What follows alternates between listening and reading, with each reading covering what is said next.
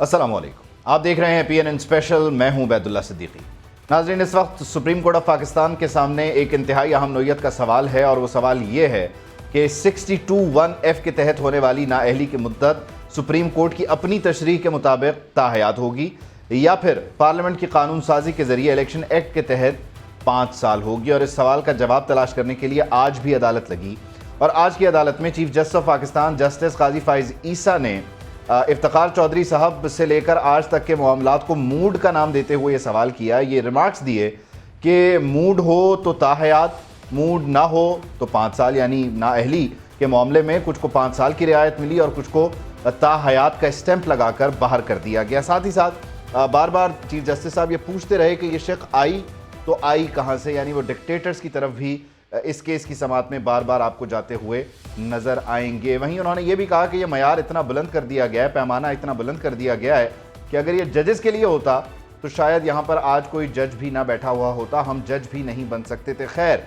अदालत के सामने एक मामला है जिसे अदालत कह रही है सियासी नहीं है, लेकिन यकीनी तौर पर इस फैसले से सियासत पर बड़े गहरे असरात पड़ेंगे। वहीं इसी अदालत के सामने एक और इंतहाई अहम नौयत का केस आने को है और वो है बल्ले के निशान का। पाकिस्तान की एक सियासी जमात जिसने 3.5 साल मुल्क पर हुकूमत भी की, उसके पास इंतखाबी निशान नहीं है और उनका इस वक्त मुकदमा ये है कि इंतखाबी निशान के बगैर वो कौमी असम्बली में, सूबाई असम्बलियों में जो रिजर्व सीट के मामलात हैं उस पर कॉम्प्रोमाइज़ होंगे। साथ ही साथ देही इलाकों में जहाँ शरह ख़वानदगी नहीं है वहाँ इंतखाबी निशान कॉम्प्रोमाइज़ होने पर वो अपने वोटर को यूटिलाइज़ किस तरह करेंगे और उन्हें वोट किस तरह पड़ेगा। सुप्रीम कोर्ट बल्ले का निशान क्या तहरीक इंसाफ को वापस कर पाएगी या नहीं कर पाएगी, ये भी एक इंतहाई अहम नौयत का सवाल है। और इस सारी सूरत हाल में गौहर खान को तहरीक इंसाफ के जो रहनुमा हैं, चेयरमैन भी रहे, फिर मुअत्तल हुए, फिर बहाल हुए, फिर मुअत्तल हुए, उनके नज़दीक लंदन प्लान पर अमल हो रहा है जिसमें पाकिस्तान तहरीक इंसाफ को निशाना बनाना है। खैर, मामलात अदालती दरवाजे पर हैं और अदालत अपने लिए डेडलाइंस मुकर्रर कर रही है और 11 जनवरी तक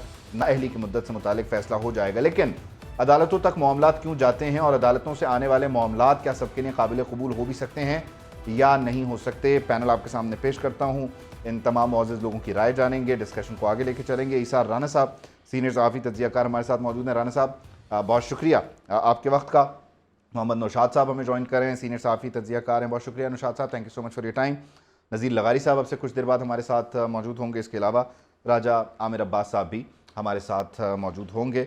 राना साहब, आपसे ज़रा इस डिस्कशन का आगाज़ करते हैं। यकीनी तौर पर मामला था तो मूड का ही, और चीफ जस्टिस साहब अगर ये कह रहे हैं तो इससे हमें ये तासुर लेना चाहिए कि जहाँ के मूड पर सब कुछ चलता था, जिस मूड से सब स्याह सफ़ेद होता था, वहाँ भी इदराक है और शायद कोई बिल आखिर ये बात कर भी रहा है, लेकिन रेक्टिफाई भी कर पाएंगे या सिर्फ इदराक है और बोल कर गुजर जाएंगे? नहीं, मुझे तो ये जो पिछले समाअत हुई है इसमें भी अदालत का और ख़ास करके काजी साहब का मूड नज़र आ रहा है। तो मूड तो यहाँ पे भी बहुत क्लियर है और जिस तरह वकला और उनको उसमें फंसाया जा रहा है ना टेक्निकलिटीज़ में, और जो उनकी असल पुली है उसको इग्नोर किया जा रहा है, तो वो मूड तो क्लियर नज़र आ रहा है। खैर, और ये साबित हो गया कि पिछली एक ही नहीं, हर अदालत का अपना एक मूड होता है और वो अपने अल्फाज में, अपने जुमलों में भी उसका इजहार कर देती है। तो बहरहाल मूड जाहिर है जो इस मुल्क की तकदीर के मालिक हैं, जो जिनके फैसलों से मुल्क की तकदीरें बदलती हैं और सियासतदानों की तकदीरें बदलती हैं, तो ये डिपेंड ही उनके मूड पे करता है। लेकिन मेरा सवाल ये है कि हर बार एक सियासतदानी क्यों इस मूड का निशाना बनता है और हर बार एक सियासतदान को ही बलि क्यों चढ़ाया जाता है, वो चाहे नवाज शरीफ हो, वो चाहे वो यूसुफ रजा गिलानी हो या वो मासूम खान हो, तो इसका इतलाक बाकी जगहों पे क्यों नहीं हो पाता? और अगर ये मूड की बात है तो बाकी जगहों पे ये मूड क्यों ठीक हो जाता है? एक चिट के ऊपर, टेलीफोन कॉल के ऊपर, एक छोटी सी मुलाकात के ऊपर ये मूड जो है अपनी जगह पे ठीक क्यों हो जाते हैं? तो देखते हैं। लेकिन जो फैसला इस केस का आना है वो बिल्कुल क्लियर है। अभी आपने इंट्रो में दो बातें कही कि पार्लियामेंट 5 साल कहती है, इन्होंने ताहयात कह दिया, लेकिन दिलचस्प बात आप भूल गए कि नैब ने आज केस जीत लिया कि नहीं 5 साल नहीं 10 साल होनी चाहिए, क्योंकि इस फैसले का इतलाक तो माजी के एक शख्स पे हो जाएगा, और वो जो 10 साल का इतलाक है वो मुस्तकबिल के एक शख्स के ऊपर हो जाएगा। तो अदालतों ने अगर इसी तरह अपने मूड के तहत किसी को छोड़ना और किसी को पकड़ना है तो करती रहे, और आखिर में जाके फिर एतराफ़ करती रहे कि नहीं हमसे फैसले गलत हुए थे। तो अभी तो इस बात की भी कोई श्योरिटी नहीं कि जो अब फैसले हो रहे हैं वो माजी में चैलेंज नहीं होंगे और साबित नहीं होंगे कि ये भी मूड के ऊपर ही डिपेंड करते थे। यकीनी तौर पर, और इसमें एक दिलचस्प और इंतहाई अहम नुकता ये है कि हर बार सियासतदान ही क्यों। नौशाद साहब, आपकी तरफ आते हुए, यकीनी तौर पर जब से ये बराह रास्त नशरियात का सिलसिला शुरू हुआ है तो आप और मैं भी इन समातों का हिस्सा हैं, इन्हें देख रहे हैं, ऑब्ज़र्व कर रहे हैं। और एक चीज़ जो यकीनी तौर पर आपने भी ऑब्ज़र्व की होगी कि हर केस में कम व बेश आपको उस साइड पे जाते हुए नज़र आएंगे जिस तरफ राना साहब का गिला है कि नहीं जाते, लेकिन सिर्फ जाते हुए नज़र आनी। आज के दिन भी ये रिमार्क्स थे कि ये शेख आई कहाँ से, ये कोई बात नहीं कर रहा। चीफ जस्टिस साहब ने पूछा तो ये सिर्फ एक खलिश की हद तक मामला रहेगा, या हम समझें कि जो फैज़ाबाद कमीशन बना हुआ है उसमें फैज़ हमीद साहब भी माशाल्लाह पेश हो गए, तो ये एडवांस हो रहा है मामला, यानी सिर्फ सियासतदान ही नहीं बाकियों से भी शायद सवाल पूछने की हद तक तो मामला जा ही रहा है ना काजी साहब के दौर में। देखिए, ये बात दुरुस्त, ये मामला सियासतदानों की तरफ ही होते हैं। मैं राना साहब की बात का जवाब दे देता हूं कि क्यों होते हैं। उसकी वजह ये है कि ये सियासतदान जो है ये एक दूसरे की टांग खींचते हैं, एक दूसरे को चोर लुटेरा कहते हैं, एक दूसरे पे सबकत ले जाने के लिए उनकी जो यहाँ तक के ख़ानदान भी नहीं बख्शते, ना ये सोचते हैं, ना इनकी कोई असूल होते हैं, ना ये कोई किसी किस्म का कोई ज़ाब्ता या किसी तरीक़ेकार या कोई खेल का कोई कवायद और ज़वाबित नहीं तय करते। और ये सिर्फ इनका मकसद ये होता है कि खुशनुदी हासिल की जाए। अब जिसकी खुशनुदी हासिल करने का मामला होता है, ये जो सीवी पेश करने का मामला होता है, या जिनके आगे बढ़ चढ़कर ये सारी बातें की जाती हैं, तो फिर अल्टीमेटली जब आप अपने आप को किसी के हवाले कर देते हैं तो ये उसकी मर्जी है कि वो आपके साथ क्या सलूक करे। ये आज की बात नहीं है। आप डिक्टेटर की बात कर रहे हैं कि डिक्टेटर का बनाए हुए कानून के ऊपर आज अदालत में जो है वो उस पर गुफ्तगू होती रही है। ये पहले भी इस तरह की गुफ्तगू हम सुन लेते थे, देख लेते थे, कहीं ना कहीं किसी ना किसी मामले पे ये गुफ्तगू हो जाती है। ऐसा नहीं कि कमीशन में लोग पेश नहीं हुए, कुछ पहले भी ऐसे कमीशन बने जिनके अंदर इस तरह की बातें की गई, जिस तरह की आज फैज हमीद साहब जो है उन्होंने जो जवाब जमा कराया। ये सब कुछ चलता रहता है, लेकिन ये सारा मामला जो है ये बेसिकली दरअसल आके ये जो ठहरता है वो इस बात पर ठहरता है कि सिर्फ सियासतदान ही क्यों।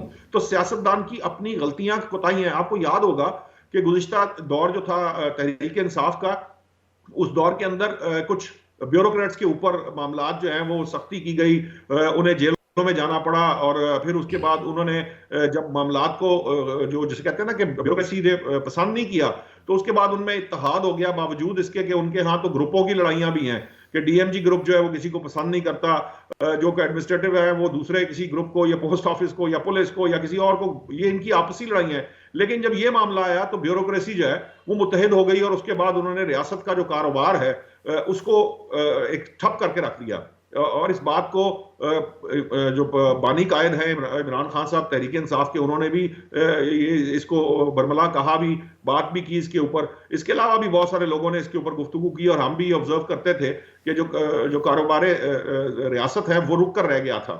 और उसके बाद फिर उन्हें, आपको याद होगा कि तमाम शिकें जो हैं वो उड़ा दी गई, सिर्फ एक शिक बहाल रखी गई, और वो उन ब्यूरोक्रेट्स के लिए ही थी कि उन्हें जो है वो कुछ नहीं कहा जाएगा।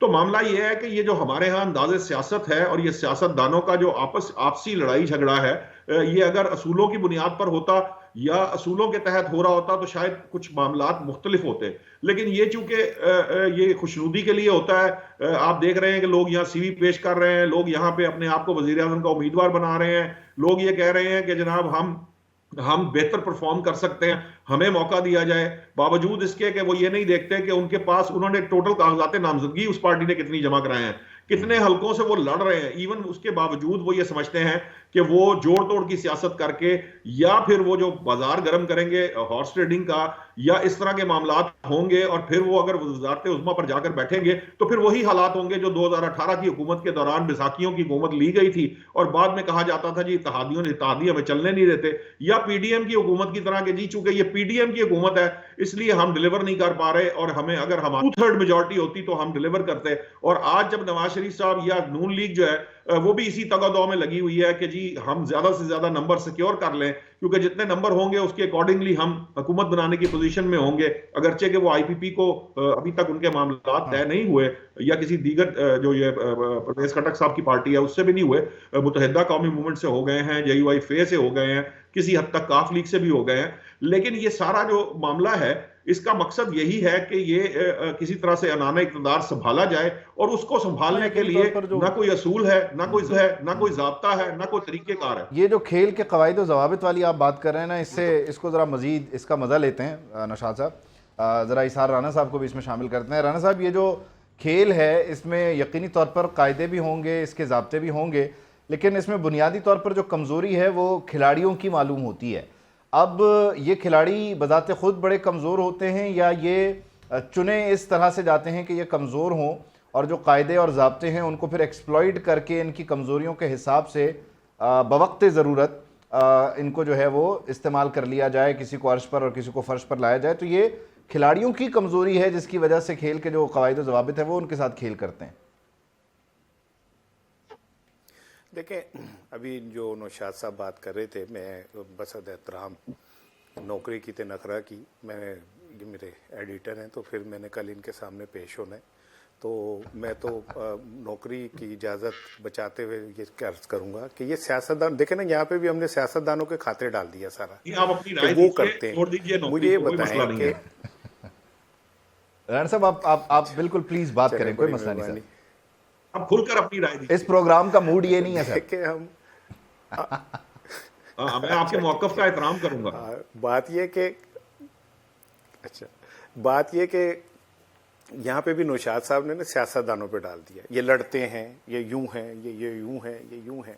और भाई लड़ते हैं, सारा कुछ करते हैं, तो क्या अदालतें इनके लड़ने और इनकी ख्वाहिशों की पाबंद है? क्या अदालतों ने इनके लड़ने, इनकी ख्वाहिशों के मुताबिक फैसले देने, या अदालतों ने कानून और इंसाफ के मुताबिक फैसले देने? जब वो अदालतों के अपने अंदर अरसलान का केस आता है, अरसलान इफ्तिखार का, तो वो ठप हो जाता है एक सेकंड। जब काजी साहब के मनी ट्रेल मांगी जाती है तो ठप हो जाता है।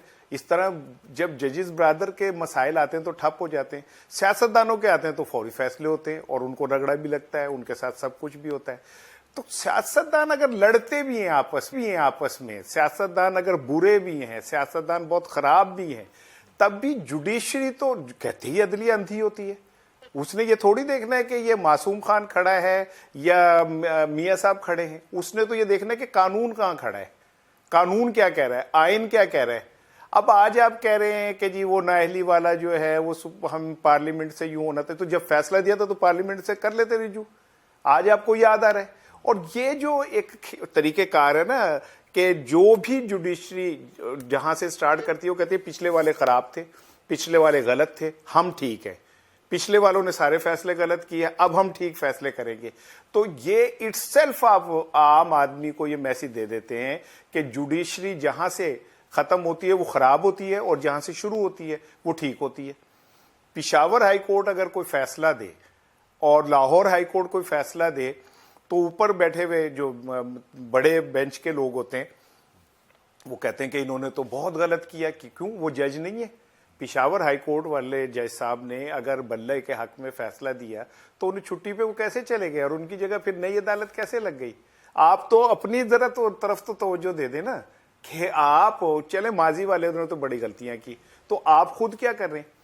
और जिस तरह अदालतों को नहीं नजर आ रहा कि एक पार्टी को किस तरह दूध में से मक्खी की तरह निकाल के फेंका जा रहा है। अगर कोई आपसे आके ये बात करता है तो आप कहते हैं कि नहीं मुझे तो टेक्निकली बातें बताएं। बस एहतराम उसमें ये भी था, वो सिंगल बेंच था और फिर बाद में डिविजनल बेंच को सुना था। नौशाद भाई, मैं आपकी तरफ आ रहा हूँ। इस बीच राजा साहब ने भी हमें ज्वाइन किया, राजा आमिर अब्बास साहब ने। राजा साहब, thank you so much for your time. मेरे साथ इसार राना साहब भी मौजूद हैं और नौशाद साहब भी मौजूद हैं। आपकी तरफ आते हैं, ज़रा आपसे भी आपका पॉइंट ले लेते हैं। मजमूई तौर पर जो नाअहली वाला मामला है, इसकी मुद्दत का तयन जो 2 समातें हो चुकी हैं, इसके ज़रिए हम कर सकते हैं कि जो फिर प्रैक्टिस इन प्रोसीजर को साथ मिलाकर देखें तो फिर ये तो नज़र आ रहा है कि इलेक्शन एक्ट जो है पार्लियामेंट की हुई कानून साजी वो सुप्रीम है और ताहयात नाअहली का कोई वजूद नहीं रहेगा, मुद्दत 5 साल ही होगी। या आप समझते हैं कि मैं बहुत जल्दी अज्यूम कर रहा हूँ? राजा साहब। नहीं, मैंने तो आपसे भी पहले अज्यूम कर लिया था, शायद 1 माह पहले ही कि ये ऐसे हो जाएगा। जी जी, आवाज आ रही है आपको? जी राज मैंने साहब, कहा प्लीज आपने कंटिन्यू। बहुत जल्दी ये जूम नहीं राय किया, साहब मैंने तो म्युनिसिपल के इससे 1 माह पहले ये 3 जूम माह कर लिया पीछे था ले कि जाए। अल्टीमेटली ऐसे ही होगा। और ऐसा क्यों होगा? चलें 3 माजी माह से इसका पीछे ले इत्तलाक, जाते हैं, माजी हमने ये से जूम कर लिया इसका था कि इत्तलाक कैसे होगा? अल्टीमेटली ये होगा। ऐसा देखिए, बात ये है कि माजी से तो इतलाक होगा, क्योंकि इसका इतलाक ये नहीं होगा कि किसी को आपने सज़ा या वो देनी है। आपने एक कानून बना देना है कि जी जो नाअहली है 62(1)(f की, आज के बाद उसकी मुद्दत जो सी होगी वो 5 इयर्स होगी, एंड एनीबॉडी जिसके 5 साल पूरे हो गए हैं, he would qualify to contest the elections, वो नाअहल नहीं होंगे। तो इसका कोई एज सच कोई माजी के उससे ताल्लुक नहीं है। इसमें इशू ये है कि ये असल में काम वो थे कि जो पार्लियामेंट को खुद करने चाहिए थे। इसका असल हल तो ये था कि आइन में अमेंडमेंट हो जाती, 62(1)(f में ये दे दिया जाता। जो 5 रुकनी पहले बेंच का फैसला आया था, उसमें भी ये कहा कि जी चूंकि आइन में इसकी मुद्दत नहीं दी हुई, हालांकि बाकी 62 के जो केसेस हैं उसमें दी हुई है, कहीं 2 साल है, कहीं 5 साल है, लेकिन जब वो सादिक और अमीन नहीं रहता तो मुद्दत नहीं, तो पार्लियामेंट ने ये फैसला किया कि अब चूंकि 2/3 मेजॉरिटी तो है नहीं, हम आइनी तौर पे तो इसे कर नहीं सकते, तो बाय हुक और बाय क्रुक हमने ये करना तो है। अदरवाइज वो 2018 का फैसला था 5 मेंबर बेंच का, क्या ज़रूरत पड़ गई थी कि पीडीएम की हुकूमत को ये अमेंडमेंट लाने की। बट सम हाउ इस अमेंडमेंट का एक फ़ायदा ये होगा, या ये जो फैसला आएगा, वंस ऑल ये डिसाइड हो जाएगा कि जी अगर आप सादिक और अमीन नहीं रहते और कोई कोर्ट की डिक्लेरेशन आ जाती है तो you would be disqualified for 5 years. अब जो हम पढ़ते हैं, आपने जो जिक्र किया कि जी क्या एक सब ऑर्डिनेट लेजिस्लेशन के ज़रिए आइन में रास्ता निकाला जा सकता है या उसको रेगुलेट किया जा सकता है, तो ये फ़ैसला अभी हालिया हमने देखा कि supreme court rules and procedures का जो था उसमें आर्टिकल 91 का ये इशू था और उसको रेगुलेट किया एक सब ऑर्डिनेट लेजिस्लेशन ने, और जहां कहा गया कि जी पार्लियामेंट अगर कोई चीज़ डिसाइड करती है तो ये पार्लियामेंट का राइट है। अब यही आज भी बात हुई अदालत में कि अगर सुप्रीम कोर्ट के 5 जजेस कहते हैं कि जी परपेचुअल है, ताहयात ये नाअहली है, तो क्या पार्लियामेंट फैसला नहीं कर सकता कि नहीं ये ताहयात नहीं 5 साल की है? अब चूंकि पार्लियामेंट ये फैसला कर चुकी है, उस केस को भी मद्देनज़र रखते हुए, और चूंकि आइन साजी में अमेंडमेंट हो नहीं सकती, तो बज़ाहिर लग रहा है कि ये जो बेंच है ये 5 मेंबर से ज़्यादा है, 7 मेंबर्स का, तो वो 5 मेंबर बेंच की जजमेंट ख़त्म हो जाएगी और ये 7 मेंबर बेंच ये रास्ता दे देगा कि जी जो 62(1)(f की हद तक नाअहली है, दैट इज़ फॉर 5 इयर्स। और मुझे नहीं लगता कि वो जो अदरवाइज अगर जो 5 मेंबर बेंच था, अगर उसी मेंटेन रखना होता तो फिर 7 रुकनी बेंच बनाने की ज़रूरत क्या थी, फिर इस केस को टेकअप करने की ज़रूरत क्या थी? तो it's evident as a law student of law कि जी ये चेंज होने जा रहा है। ठीक है। अच्छा राजेश साहब, आपकी मौजूदगी में ही, क्योंकि अब से कुछ देर पहले हम नैब की जो नैब के सज़ा याफ्ताओं के लिए 10 साल की सज़ा की बहाली का मामला इस्लामाबाद हाई कोर्ट से, उसको भी डिस्कस कर रहे थे। तो अगर 62(1)(f की जो मुद्दत है वो 5 साल हो जाती है एज़ पर इलेक्शन एक्ट, और उधर नैब के जो मामलात हैं उसमें अगर कोई अमानतदार साबित नहीं होता, कोई सादिक नहीं है, उसने अवामी ओहदे का नाजायज़ इस्तेमाल किया, आमदन से ज़ायद उसके असासे हैं, तो ये दोनों मामलात कॉन्ट्रडिक्टरी नहीं है? ये 61(f) का सुप्रीम कोर्ट का जो ऑर्डर है, ये फिर वो इस्लामाबाद हाई कोर्ट के 10 साल के बहाली वाले मामले को ओवरशैडो कर जाएगा? किस तरह से होगा, ज़रा सर एक्सप्लेन कीजिएगा। देखिए, नैब में जब सज़ा होती है तो वो होती है करप्शन एंड करप्ट प्रैक्टिस की। उसमें कोई डिक्लेरेशन नहीं आती कि आप सादिक और अमीन नहीं रहे। वो कहते हैं आप पब्लिक ऑफिस होल्ड करने के अहल नहीं रहे 10 साल के लिए, और ये एक स्पेशल लॉ है, तो इसमें 10 साल की जो मुद्दत दी हुई है वो ही प्रिवेल करेगी। और आज इस्लामाबाद हाई कोर्ट का बिल्कुल दुरुस्त फैसला है कि वो जो सिंगल जज ने फैसला दे दिया था जमाली साहब के केस में, वो फैसला उन्होंने शायद ये इलेक्शन एक्ट की अमेंडमेंट को सामने रखते हुए दे दिया था, अदरवाइज वो एक सेपरेट है। और इलेक्शन एक्ट के सेक्शन 232 में जो अमेंडमेंट आई है वो सिर्फ आर्टिकल 62(1)(f की हद तक है कि जब आइन के आर्टिकल 62(1)(f के तहत कोई नाअहली होगी तो उसकी मुद्दत 5 साल होगी। इसी आइन के आर्टिकल 62 में 63 में जो मॉरल टर्पिट्यूड की केसेस हैं उसमें कहीं 2 साल दी हुई है, कहीं 5 साल दी हुई है। तो ये मुख्तलिफ नाअहली के पीरियड हैं जो विजडम ऑफ द लेजिस्लेशन के मुताबिक चलते रहेंगे। इसमें कोई ऐसा कॉन्ट्रडिक्टरी व्यू नहीं आएगा और तमाम चीज़ें अपनी जगह पे चलेंगी। ठीक है, ये तमाम चीज़ें अपनी जगह पे चलेंगी और दोनों कॉन्ट्रडिक्टरी भी नहीं है। अच्छा, अब इस बात को ज़रा इसके मुख्तलिफ जो सियासी पहलू हैं नौशाद साहब, वो आपकी तरफ लेकर आता हूँ। एक बात पे और बार बार जिक्र हो रहा है कि तौबा ताइब का जो रास्ता है वो हमेशा खुला रहता है और इसमें फिर खुलफा की भी मिसालें आज के रोज़ दी गई और दीगर मामलात को भी आज कोर्ट रूम में डिस्कस किया गया। तो कहीं ऐसा तो नहीं है कि इसमें एक गुंजाइश मज़ीद फर्दर जो हमारी एक्सपेक्टेशन से भी ज़्यादा हो वो भी दे दी जाए कि अगर कोई एतराफ़ जुर्म करता है और मामलात को दुरुस्त करने की कोशिश करता है तो फिर इसमें उसकी कंपनसेशन भी हो सकती है, शायद पार्लियामेंट को ये तजवीज़ भी दे दी जाए। ये मैं एक अंदाजे की बुनियाद पे बात कर रहा हूँ, सवाल की हैसियत में आपके सामने पुट कर रहा हूँ। जब इतने रास्ते निकल रहे हैं तो एक रास्ता और सही। देखिए, सुप्रीम कोर्ट जो है वो क्या फैसला देगी, मैं चूंकि ये प्रेजुडिस होता है मामला, अभी कोर्ट में हियरिंग चल रही है। मैं जो इसका एस्पेक्ट जो राणा साहब ने जिस तरफ इशारा किया था, इसार राणा साहब ने, मैं उनको बताता हूं कि ये बेसिकली सियासतदान के मामलात क्यों होते हैं। देखिए, इस मुल्क के अंदर जब 58 भी खत्म की गई 18वीं तरमीम के नतीजे में, तो उसका ये मामला हुआ कि उसके बाद जो हुकूमतों को तब्दील करने के लिए धरना कल्चर इंट्रोड्यूस किया गया। अच्छा, धरना कल्चर जो है उसके साथ साथ जो टूल है ना, वो अदलिया को टूल बना लिया गया। आपने देखा होगा कि यूसुफ रजा गिलानी साहब के केस में भी ऐसे हुआ और उसके बाद भी मुख्तलिफ केसेस में हुआ। अब मामला क्या है? मामला ये है कि ये अदालतों को जो एंगेज करते हैं, ये मैं और आप तो नहीं करते, ये यही सियासतदान करते हैं, यही पीटीआई की दरखास्तें हैं। आप अंदाजा कीजिए इस जमात का हाल। मैं तो खैर वैसे इसे जमात भी नहीं कहता, मेरी नजर में तो ये एक ग्रोह की बार, मैं इस डिबेट में नहीं जाना चाहता अभी फिलहाल। देखिए कि ये जब जाते हैं अदालत के अंदर, कोई भी जरा सी बात हो, पहले इन्होंने बहुत शोर मचाया, इतना शोर मचाया कि यहां पर अदलिया तक इन्फ्लुएंस हो गई कि जी हमारे जो कागज फट रहे हैं जी, वो हमारे जो है ना वो बंदे उठा लिए गए हैं जी, वो बंदे कागज नहीं। पाकिस्तान में सबसे ज्यादा जो कागजात नामजदगी जमा कराए वो इसी जमात ने जमा कराए। अच्छा जी, उसके बाद इन्होंने शोर डाल दिया जी हमारे मुस्तरद हो रहे हैं, हमारे मुस्तरद हो रहे हैं। अख्तर मेंगल इनकी पार्टी के हैं, राजा बशारत इनकी पार्टी के थे, शेख रशीद इनकी पार्टी के थे। तो ये जिनके मुस्तरद हुए थे उनकी अपीलें मंजूर भी हुई। अब मसला क्या है? मसला ये है कि ये जिसका किस्सा अदालत की तरफ ले जा रहे थे राणा साहब, बेसिकली अदालतों का दरवाजा यही सियासतदान खटखटाते हैं।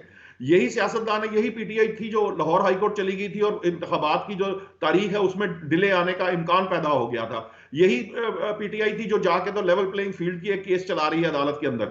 ये खुद पिटिशनर बन के जाते हैं, अदालतों का दरवाजा खटखटाते हैं। ये पीडीएम गवर्नमेंट के अंदर सीएम के केसेस थे, वो भी यही मामला था, तब भी अदालतों का दरवाजे खटकाए गए। उससे पहले भी ये मामला चल रहा था। तो मसला ये है कि जब ये सियासतदान अपने आप को किसी के रहमो करम पे, मैंने इसीलिए कहा था कि जब ये किसी की खुशनुदी के लिए या अपने आप को किसी के रहमो करम पर छोड़ देंगे तो फिर ये उसकी मर्जी है कि वो क्या फैसला करता है। तो ये बेसिकली ये सियासतदानों को समझना पड़ेगा, ये इनको आपस में मामला तय करने पड़ेंगे।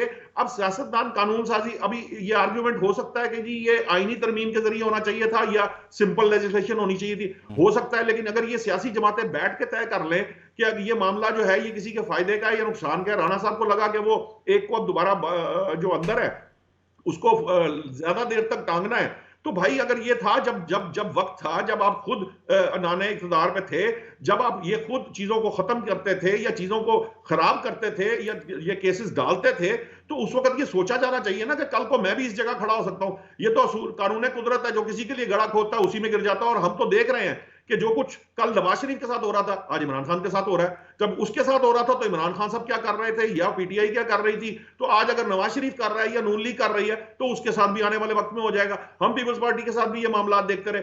मसला सिर्फ ये है कि ये सियासी जमातें जो हैं ये अपनी अंदर जो उनकी अपनी ताकत है उस पे ये इत्तफा नहीं करते। ये अवाम के वोट के जो ताकत है उस पे इत्तफा नहीं करते। ये अवाम को जिसे कहते हैं ना वो जो वोट को इज्जत देने वाला मामला है उसको ट्रू हकीकी मायनों में वाकईतन इज्जत नहीं देते। अगर ये इज्जत देते हों तो ये सियासी जमातें और ये सियासतदान जो हैं ये किसी के रहमो करम पर ना रहे। ये सिर्फ अवाम है जिसने फैसला करना है कि नाअहली कितनी होनी चाहिए और कितनी नहीं होनी चाहिए, या कोई बंदा अहल है या नाअहल है। ये अदालतों का काम नहीं है। अगर फर्ज करें कानून साज जो है वो कानून साजी कर देते हैं तो देयर इज नो पॉइंट कि कोई उस कानून साजी को टर्न डाउन कर दे। और मैं एक बात बताऊं, एक बड़ा बारीक सा नुक्ता ये भी है कि देखिए कानून की तशरीह और बात है, कानून कहां जहां होगा, जो कंपोनेंट होगा उसकी तशरीह की जाएगी। एक कंपोनेंट है ही नहीं और आपने तशरीह के अंदर वो कंपोनेंट ऐड कर दिया, तो आपने बेसिकली क्या किया, आपने कानून के अंदर या आइन के अंदर अपना जो है वो उस हिस्सा डाल दिया जो आपका काम नहीं है, चाहे वो कोई भी अदालत करे। अगर उसकी उसकी जो नाअहली की सजा है वो मौजूद ही नहीं है, तो आप नाअहली की सजा का तयन कर नहीं सकते। तो उस वक्त जब आज अगर आप किसी को गलत कहेंगे कि कोई ये 7 मेंबर बेंच कर रहा है, तो जो 5 मेंबर बेंच ने किया था वो भी रिवर्स कर देता, वो बता देता कि ये कानून साजों का काम है, वो जाके करें। यकीनी तौर। अच्छा, इसमें एक चीज़ और भी है, जिस तरह से राना साहब आपने इस बात को कहा कि ये सियासतदानों की तरफ सारा कुछ डल जाता है, फिर उसमें नौशाद साहब का अपना आर्ग्यूमेंट है, लेकिन इसमें एक मामला और भी है कि एक सिलसिला 2008 से ऑनवर्ड जो शुरू हुआ, उसमें एक्टिविज़म और जो इंटरेस्ट के मामलात हैं वो अपनी जगह मौजूद हैं। जहाँ एक तरफ ये सियासतदान जाके दरवाज़ा खटखटाते हैं, वहीं फिर 10 मई को किसी को बुला भी लिया जाता है, गुड टू सी यू भी कह दिया जाता है, और इसके अलावा भी CCPO के केस में पंजाब के इलेक्शन के मामले को लाकर जो है वो इनिशिएट कर दिया जाता है। तो ये सिलसिला दोनों तरफ से है, एक अकेले को जिम्मेदार इसमें नहीं करार दिया जा सकता। जितना शौक इनको जाने का है उतना शौक उनको बुलाने का भी है। बसद एहतराम।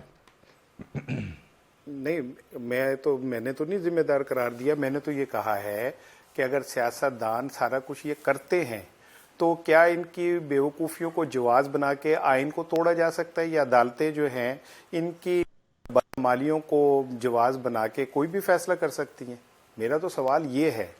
मेरा सवाल ये नहीं है जो अभी नौशाद साहब ने कहा कि एक जमात धरना और ये वो, तो जो धरना दे रहे थे वो अब आ गए हैं, वो क्लियर हो जाएगा। और होना तो ये भी चाहिए कि मामला वहीं से शुरू करें जहाँ पे उसामा बिन लादेन से पैसे लेके हुकूमतें गिराने की कोशिश की गई, या ISI से पैसे लेके हुकूमतें गिराने की कोशिश की गई। तो अच्छा है, एक दफ़ा दूध का दूध। अब ये मुस्लिम लीग नून, में तो खैर इसे सियासी जमात भी नहीं कहता, मुफाद परस्तों का टोला कहता हूँ। तो ये जब इनके मुफाद होते हैं तो ये इस मुल्क में आ जाते हैं, और जब नहीं होते तो इनके जनाब बीमारियाँ आ जाती हैं और मुल्क से भाग जाते हैं। तो ये मुल्क इन्होंने सिर्फ मुफादात के लिए अपने रखा हुआ है। अदरवाइज इनके बेटे भी पासपोर्ट को नहीं पाकिस्तानी तस्लीम करते, लेकिन ये चेगवीर हैं मुल्क में इनकलाब लाने के लिए। 11वीं दफा को भी देखा है, ज़ैदी साहब को भी देखा है, वो अदालतों में पेश होने से पहले किसी ने लाठी पकड़ी होती है, कोई किसी का सांस वो काबू में नहीं होता। सबका अपना जी, यही मैं कह रहा हूँ ना। आप तो सिर्फ इनको गिरोह कह रहे हैं, मेरे नजदीक तो ये जिस PTI जिसका नाम है वो प्रोपेगेंडा ट्रेंड इंसर्जेंट्स हैं। तो ये तो अपनी अपनी राय है, मैं भी इस तरह कहता हूं, लेकिन बहरहाल चूंकि वो एक सियासी जमात के तौर पर रजिस्टर रही है, तो मैं उसको इस तरह से नहीं कह सकता। ये तो कहने की बात है, ये तो ख्याल है, आपका भी हो सकता है, मेरा भी हो सकता है, किसी का भी हो सकता है।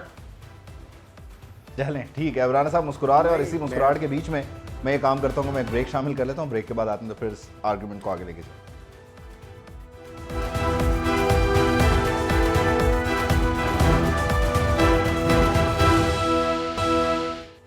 Welcome back to PNN special. राजा साहब की तरफ चलते हैं। राजा साहब, इसमें यकीनी तौर पर एक मरतबा फिर अदलिया के कंधों पर भारी जिम्मेदारी है, और सियासी जो उलझने हैं वो अदालती राहदारियों से होती हुई अपना रास्ता, अपनी आसानियाँ तलाश करने की कोशिश कर रही हैं।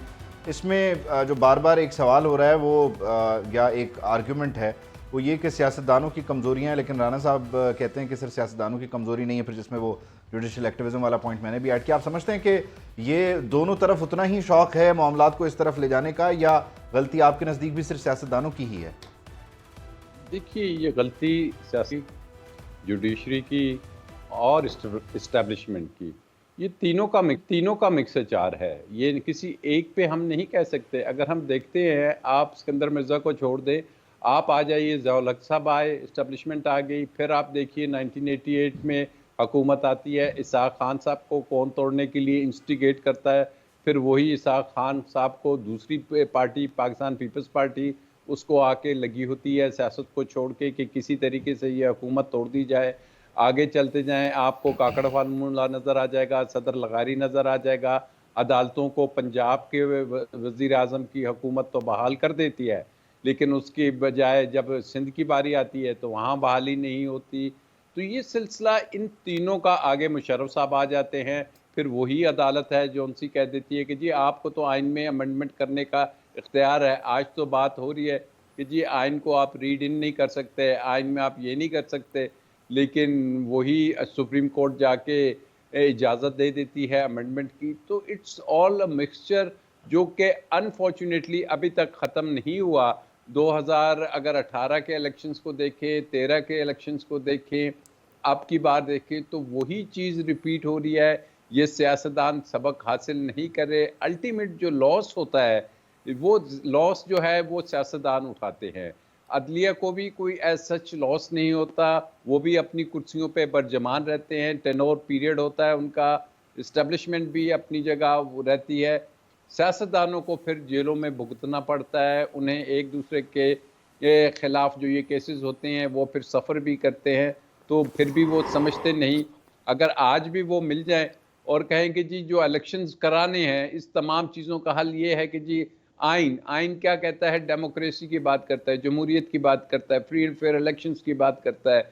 उसमें आज सियासतदान खुश हैं कि जी ठीक है, अगर उस वक़्त मियाँ नवाज शरीफ साहब ने जो सेनेटर्स के नाम भेजे थे और उनको आज़ाद इलेक्शन लड़ना पड़ गया, तो क्या बुराई है कि आज पीटीआई वालों को भी लड़ना पड़े। और पीटीआई उस वक़्त अगर दरख्वास्त लेके गई थी कि जी अकामे पे बेटे से तनख्वाह न लेने पे अगर वालिद को, एक सिटिंग प्राइम मिनिस्टर को निकाल दिया गया, तो फिर आज उनको भी एक्सपेक्ट करना चाहिए कि वो भी यही फीलिंग लेके खड़े होंगे कि जी ठीक है, तोशाखाना में तो वाकई कोई केस नहीं बनता।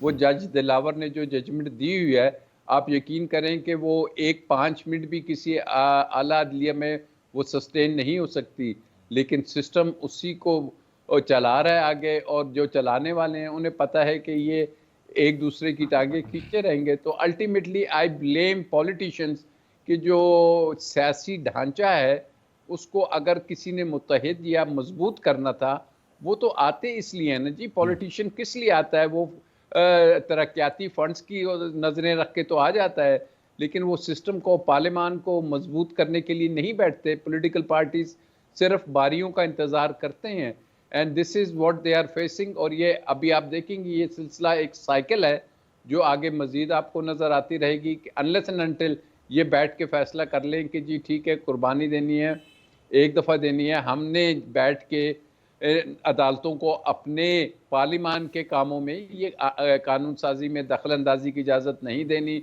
हमने किसी इस्टेब्लिशमेंट को इजाज़त नहीं देनी कि वो कोई अपनी मर्ज़ी के हुकूमत लेके आएँ। बट अगेन वो अपने मफादात हैं, उनके मफादात, उनके बच्चे, उनकी नस्लें हैं, वो कौम की तरफ थोड़ी देखते हैं कि जी हमने इनको करना है।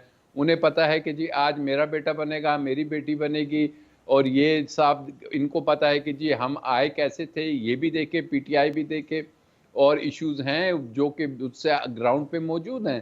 सो they all have to sit, otherwise फिर चलता रहेगा, ये प्ले बुक चलती रहेगी। यानी विशेष साइकिल है और इन दायरों के सफ़र में हम फंसे हुए हैं। निशात साहब, आपकी तरफ आते हुए, यकीनी तौर पर सिस्टम का भी एक मूड होता है, और इस सिस्टम के मौजूदगी में जो मूड है वो यकीनी तौर पर उसको भांपना मुश्किल तो इस वक्त नहीं है, यकीनी तौर पर बड़ा वाज़ेह है, लाउड एंड क्लियर भी है। अब जो सूरत हाल है इसमें जो राजा साहब बात कर रहे हैं उसके मुताबिक, क्योंकि देखें इस मोहब्बत का और इस नफ़रत का सारे ही लोग शिकार रहे हैं, पीपल्स पार्टी से लेके मुस्लिम लीग नून, फिर तहरीक इंसाफ को ये जोम था कि उनके लिए सिर्फ और सिर्फ मोहब्बत ही है, वो भी अब लकीर के उस तरफ खड़े हुए हैं कि जहाँ उन्हें आंखें दिखाई जा रही हैं। तो इस सियासी क़यादत में यह बसीरत है, ये फ़हम फरासत है कि ये अब साथ बैठ जाएं या अब भी नहीं है। देखें ना, मियाँ साहब वो गुजरांवाला से शुरू हुए, उसके बाद लंदन जाके अल्लाह पे मामला छोड़ के जब वापस आए हैं तो अब दोबारा वो चीज़ों का जिक्र नहीं कर रहे। वो कहाँ गई वो बातें? फिर वो खान साहब के जो दावे और सारी चीज़ें होती थी वो भी हवा हो गए। तो इनमें है बसीरत ये बैठ सकें और वंस फॉर ऑल इस चैप्टर को क्लोज कर दें कि हम अपनी चार दीवारी में पार्लियामान के अंदर हम करेंगे आपस में जो खेल खेलना है, ना बराबर में जाएंगे ना वो दूर वाले के पास जाएंगे। देखिए, राजा साहब ने बड़ी वाज़े अल्फाज में ये बता दिया कि बेसिकली ये जो वेस्टेड इंटरेस्ट्स है ना, ये जो इनके ज़ाती मफादात हैं, अगर मामला मेरा और आपका हो ना सिद्दीकी साहब, और अगर अवाम का मामला हो तो ये सारे इकट्ठे हो जाए। जिस तरह बिल्कुल जब इन्होंने तनख्वाहें बढ़वानी होती हैं तो ये असम्बली से बिल कितनी देर में पास करवाते हैं, उसके ऊपर कोई प्रॉब्लम नहीं आती इनको।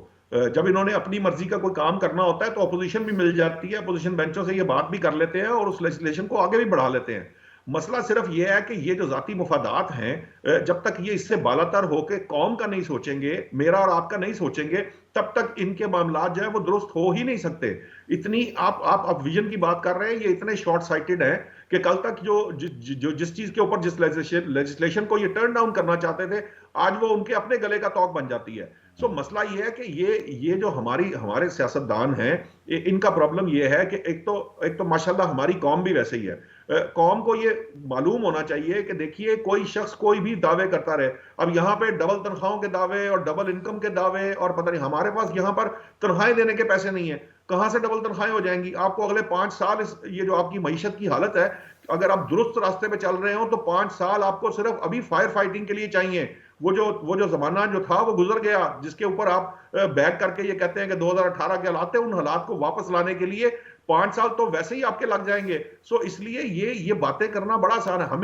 हमें असूलों की सियासत की बात करनी पड़ेगी, अवाम को कारकर्दगी की बुनियाद पे वोट देने की बात करनी पड़ेगी। ये इसलिए नहीं कि किसी ने कोई मेरी मर्जी का नारा लगा दिया या मेरी जो मुझे सूट करता है या मुझे पसंद है वो बात कर दी है तो मैं उसके पीछे चल पड़ूंगा। इस तरह से जब तक अवाम जो है वो बेसिकली जो है ना इनका एहतसाब शुरू नहीं करेगी, तब तक हमारे ऊपर ये इसी तरह के सियासतदान मुसल्लत होते रहेंगे। वो कहा गया है ना कि जिस तरह की कौम होती है उस तरह के हुक्मरान होते हैं। तो जब तक कौम अपना किबला दुरुस्त नहीं करेगी, कौम अपने आप को ठीक नहीं करेगी, हुक्मरान ठीक नहीं होंगे, और हुक्मरान जब तक ठीक नहीं होंगे तब तक आप इस विशियस साइकिल से निकल नहीं सकते। क्योंकि ये जो लोग हैं, आप देखिए यहां पे कोई बंदा बात करने को तैयार नहीं है। अगर आप पाकिस्तान तहरीक इंसाफ के किसी बंदे को ये बात कहें कि जनाब अपने वजीर आजम साहब से जो थे साबिक वजीर आजम, उनसे पूछे तो सही कि आपके 3 करोड़ के असासे थे, 5 साल बाद आपके 31 करोड़ के असासे हो गए और आप काम भी कोई नहीं करते थे, और प्राइम मिनिस्टर हाउस की तनख्वाह जो थी वो भी कम थी, आपको वो भी पूरी नहीं पड़ती थी। तो फिर ये 7 गुना इजाफा कहां से हो गया?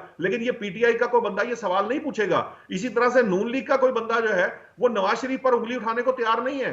वो अपने जो पार्टी के अंदर एहतसाब है उसके लिए तैयार नहीं है। इसी तरह से किसी और जमात के लीडर, हम लोग शख्सी जो सियासत है, जो शख्स परस्ती है, उसके कायल हैं और उसी के पीछे भागते हैं, उसी का एडवांटेज ये लोग लेते हैं। और चूंकि ये वेस्टेड इंटरेस्ट का मामला है, कौन कहां से उठकर आया था और आज कहां पहुंच चुका है। हमारे इस जर्नलिस्टिक करियर के अंदर हमने बहुत से लोगों को साइकिलों पे ये मस्जिद शोदा के बाहर नारे लगाते देखा।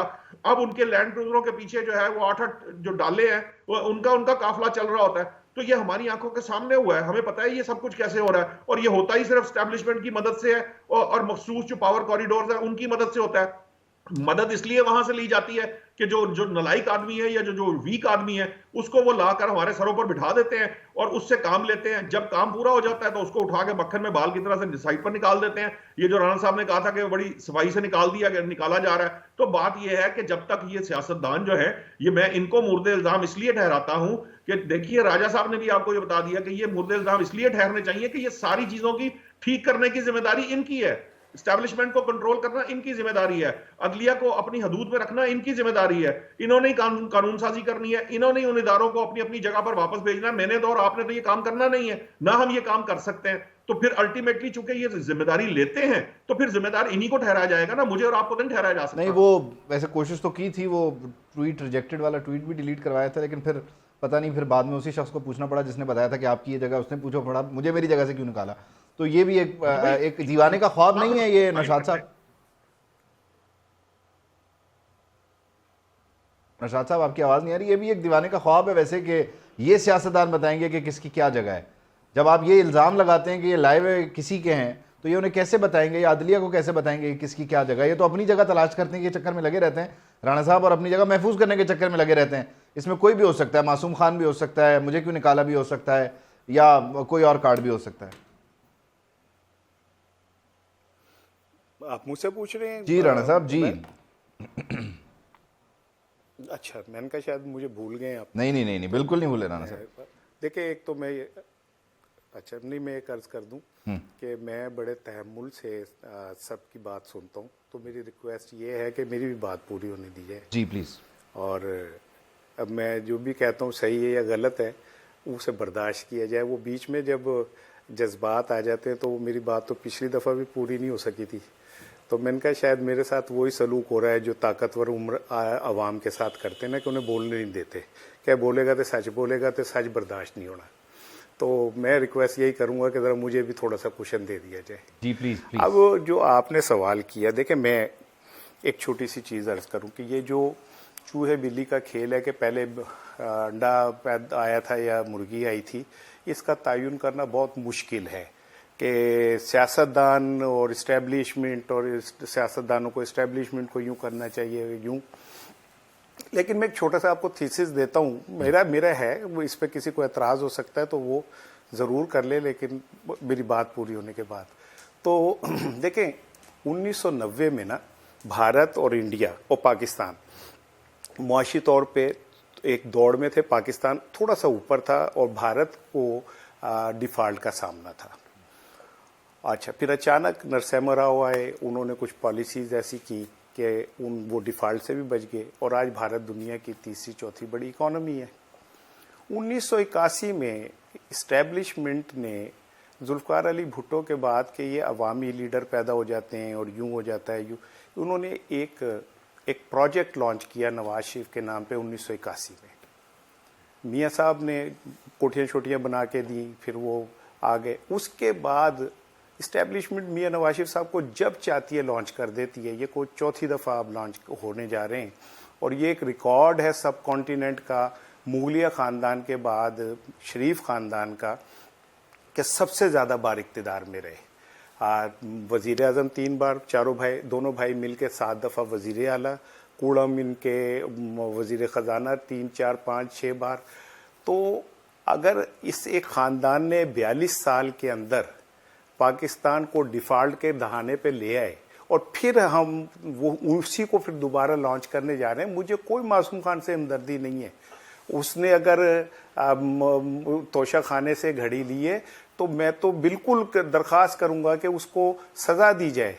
लेकिन जिन्होंने BMWs ली, जिन्होंने नेकलेस लिए, जिन्होंने उस तोशा खाने से मुफ्त में पाइनएप्पल लिए जो बाजार में नहीं मिलते, गरीब को तो नहीं मिलते, तो अमीर को भी मुझे पता चला नहीं मिलते, वो तोशा खाने से ही फ्री मिलते हैं। तो एक दफ़ा सबका दूध दा दूध पानी दा पानी कर लो ना, कटी कटा कर लो ना। ये कौन सा तरीका है कि हमें एक ऐसी जमात जो दुनिया में 10 बड़ी सियासी जमातों के अंदर एक है, ये मैं नहीं कह रहा, ये तो आप निकाल के गूगल देख लें, उसको आप सियासी जमात ही ना माने क्योंकि आपको बुरी लगती है, आपको पसंद नहीं है। तो जब तक आप अपनी अनाओं के खौल से बाहर निकल के हकीकतों को नहीं तस्लीम करेंगे ना, तो यही सूरत हाल रहेगी जो रहेगी। और ये जो आप नेक कार खास करने जा रहे हैं, मैंने तो तजवीज़ भी दी है कि आप एक इंतखाबी निशान बनाए शेर, उसके एक हाथ में वो बल्ला, एक हाथ में वो तीर, और फिर उसके सर के ऊपर वो तराजू और कलम दवात उसके यहाँ पे रखी हो और पूंछल के ऊपर तो जो है ना वो पतंग बनी हो, और अवाम से कहा जाए कि यही बस एक इंतखाबी निशान है और इसी को आपने वोट देना है, मसला हल हो जाएगा। ये सारी जमातों का PTC ATI सब हो जाएगा, क्योंकि ये तय है, दीवार पे लिखा हुआ है। जिस दिन मासूम खान के खिलाफ अदम एतमाद आई थी तो रेडी वाले को भी पता था कि नवाज शरीफ आएगा, केसेस खत्म होंगे, नाअहली खत्म होगी, ये मासूम खान अंदर जाएगा, नाअहल होगा। क्योंकि इस मुल्क की मोहतरमा मरियम साहिबा की ख्वाहिश थी लेवल प्लेइंग फील्ड की, तो उनकी ख्वाहिशें पूरी नहीं होंगी, बिलावल की नहीं होंगी कि बिलावल ने पार्लियामेंट में कहा कि मियाँ साहब और जरदारी अब्बू क्या कहते हैं, हम मेरे लिए और मरियम के लिए रास्ते साफ करें क्योंकि हमने आगे इक्तिदार में जाना है। अगर आपने यही इक्तिदार करने और यही ताश के पत्ते फेंटते रहने तो यही हाल होगा जो अब हमारा हुआ है, और आने वाले दिनों में भी यही हाल होगा। तो बेहतर यह कि हर चीज इस्टेब्लिशमेंट पे डालना या सियासत में डालने के बजाय अपने गिरेबान में झांकना चाहिए कि हम कितना हक सच के साथ खड़े, हम कितनी सच्ची बात कहने की जुर्रत रखते हैं, क्या हम उस बात की तरफ इशारा कर सकते हैं जहां से इस मुल्क का बिगाड़ शुरू हुआ था? नहीं कर सकते, अनफॉर्चुनेटली नहीं कर सकते। ये नशाद साहब, मुगलिया ख़ानदान वाली बात वैसे दुरुस्त लग रही है आपको? फिर मुझे राजा साहब का टिकला मुख्तसर रखिएगा इसमें, ताकि मैं राजा साहब की तरफ भी जाऊँ, फिर टाइम भी ख़त्म हो जाएगा। भाई, मुगलिया खानदान आपको पसंद नहीं है, आप मुगलिया खानदान के बुक्स में मुब्तला हैं, तो इससे कोई फर्क नहीं पड़ता। अगर उन्हें वोट नहीं पड़ते, अवाम समझती है कि वो इस काबिल नहीं है, तो अवाम उनको रिजेक्ट कर दे। बाकी रही बात कि 81 में कौन सा प्रोजेक्ट लॉन्च किया गया था, तो ये हमने भी देखा था ना, 2014 से पहले एक प्रोजेक्ट लॉन्च किया गया था, हाइब्रिड जो सिस्टम है वो हमने देखा है। इस तरह वो तो कोई ऐसी बात नहीं है। हमने तो ये कहा कि जनाब आप इस सिस्टम का हिस्सा ना बने, ना मुगलिया खानदान बने, ना बनने दें, ना मुगलिया खानदानों को वोट दें, ना ही आप जो है वो जो आप जिसे आप मासूम कहते हैं, और मैं उसको करप्ट तरीन आदमी समझता हूं, क्योंकि मेरी नजर में तो बनी गाला जो है वो जब उसको रेगुलराइज किया गया था तो वो टैक्स एवेजन तो उन्होंने सुप्रीम कोर्ट में खड़े होकर मानी, उसके बावजूद उनको कर दिया गया जो है सादर का अमीन करार दे दिया गया। तो बात यह है कि हो सकता है कि मुझे कोई पसंद ना हो, लोगों को उससे कोई फर्क नहीं पड़ता, क्योंकि लोग अपना वोट देते हैं। मैं तो लोगों की बात कर रहा था कि लोग वोट देने से पहले सोचें कि किसने क्या किया। दूसरी बात यह कि डिफॉल्ट के दाने पे ये ला के नहीं खड़ा किया। हमें पता है तहरीक अदम आने से पहले क्या हालात थे मुल्क की मईशत के, उससे पहले भी जब हुकूमत आई थी 2018 के बाद, उसके बाद IMF में नहीं गए थे, और फिर IMF का जहां जब गए थे तो लेट हो चुके थे, और फिर जब आपने IMF का प्रोग्राम उड़ाया तो उसके बाद महंगाई और चीजों की क्या हालत थी और डॉलर किधर जाना शुरू हो गया था। ये तो इसलिए ये फैक्ट्स गलत मलत बयान करने से कोई फर्क नहीं पड़ेगा, हकीकतें वहीं रहेंगी जहां रह रही हैं। सो बेसिकली मैं यही तो कहता हूं, ये सच की गर्दान करने की कोशिश की है झूठ बोलकर, या झूठ बोलकर सच का दिफा करने की कोशिश की गई है, ये मेरी समझ से बालातर है। आपके सामने फैक्ट्स हैं, आप अपना बायस साइड पर रखें, बायस साइड पर रखकर आप देख लेंगे किसने कितनी हुकूमत की और उसका क्या नतीजा निकला। वो किसी का जुल्फकार अली भुट्टो भी प्रोजेक्ट था इस हिसाब से तो अयूब खान का। तो इस तरह तो आप किसी को भी कह सकते हैं, ढेर ही लगा हुआ है और इसमें खत्म होने वाली है। हर किसी ने कंट्रीब्यूट किया। राजा साहब आपकी तरफ आते हुए यकीनी तौर पर एक जुमला एक मिनट मुझे चाहिए होगा, अगर आप मुझे दे दें तो मैं एक जुमला बताऊंगा, फिर अगर इजाजत हो। मैं किसी का मासूम खान ने गलती की है, 9 मई की है तो उसे सजा मिलनी चाहिए, मैं नहीं ये कह रहा। मैं तो ये कह रहा हूँ कि मुझे तो ये याद पड़ता है कि ये जिसके 4 साल के कहते हैं कि इससे बिगाड़ पैदा हुआ, उसके दौर में लंगर खाने भी चलते थे, वो क़याम गाहें भी थी, 25 अरब डॉलर भी था अकाउंट में, और हेल्थ कार्ड भी था, और बहुत कुछ था। तो पता नहीं अचानक फिर इनकलाब आया और 17 महीने के अंदर फिर वो पता नहीं कहाँ चला गया सारा। अब मैं बता दूं राणा साहब, आपका पॉइंट लंगर खाने चल रहे थे ना, चले जी, अगले प्रोग्राम में जो चल रहे थे, अगले प्रोग्राम में बता दीजिए कि वक्त खत्म हो गया।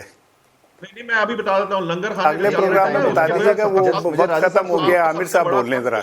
वो इस कौम पे मुसल्लत कर गए आप, जिसके नतीजे में आपने ये सारा कुछ भुगता है। जब आप डिफॉल्ट के दहाने पे पहुंचे हैं, और डिफॉल्ट के दहाने की बात जो है वो इमरान खान साहब के अपने 4 दफा IMF के पास वही तो गया है, 4 दफा IMF के पास वही तो गया है, इसहाक डार जैसा जो IMF को दिखाता था। डेफिनेटली 11 दफा हर एक के पास जो सेलेबल पॉइंट्स भी वही तो गया, सारी खराबियों का जिम्मेदार वही है। राणा साहब और निशात साहब, हर एक की यकीनी तौर पर गलतियां हैं, हर एक की कुछ अच्छे इक़दाम भी रहे होंगे, लेकिन मसला ये है कि हम गलतियां डेफिनेटली ज़्यादा हाईलाइट करते हैं और फिर उसको ताने की सूरत बना देते हैं। मैं ज़रा राजा साहब को जल्दी से एंगेज कर लूँ इससे पहले कि ये गिला राजा साहब भी करेंगे, उनको भी टाइम नहीं दिया गया। राजा साहब, यकीनी तौर पर मामलात बड़े दिलचस्प हैं और अदलिया की तरफ सब देख रहे हैं। अब इसमें अदलिया जो है वो फैसले ऐसे करेगी कि जो होने चाहिए, जो मेरिट पे हैं, बाय द बुक हैं, या फिर वैसे करेगी जैसे सोहेल वड़ाई साहब अपने कॉलम के जरिए इशारे कर रहे हैं कि इस तरह भी हो सकता है। तो 9 फरवरी के दिन को देखते हुए फैसला करना है या फिर आंखें बंद करके फैसला होगा? क्या माहौल क्या है, मूड क्या है? बल्कि देखिए, अदलिया को देख के अगर फैसले करे और इस वक्त बाकी तमाम चीज़ें बंद कर दे, 218 को निकाल ले कि जी फ्री फेयर इलेक्शंस क्या होते हैं, कैसे करप्शन और करप्ट प्रैक्टिस को रोकना है इसमें इलेक्शंस में। यकीन करें ये जितने मसाइल थे जो सियासतदानों के थे, एस्टेब्लिशमेंट के थे, जुडिशरी के थे, अगर आवाम पे थोड़ा सा एतमाद कर लिया जाए और इस मुल्क में free and fair elections, total free and fair election करा दिए जाए, तो यकीन करें कि जो भी डिसीजन आएगा वो डिसीजन उन तमाम अदवार से बेहतर होगा कि जिसमें कभी IGI बनी, जिसमें कभी पैसे चले, जिसमें हम बचेंगे अगर हम बाय द बुक चलें और आइन के मुताबिक चलें और आइन के तहत फ्री फेयर बात करवाएं, उसके जरिए आगे का रास्ता निकलेगा। बहुत शुक्रिया राजा साहब, बहुत शुक्रिया राना साहब, बहुत शुक्रिया निशात साहब, thank you so much for your time. यकीनी तौर पर आइन के जरिए, आइन पर अमल दरामद के जरिए इस मुल्क के मसाइल का हल नहीं करता है। साफ शफाफ इंतखाबात ही हमारे मुस्तकबिल को संवार सकते हैं, उसके अलावा कोई रास्ता नहीं है। इजाज़त दीजिए, अल्लाह हाफ़िज़।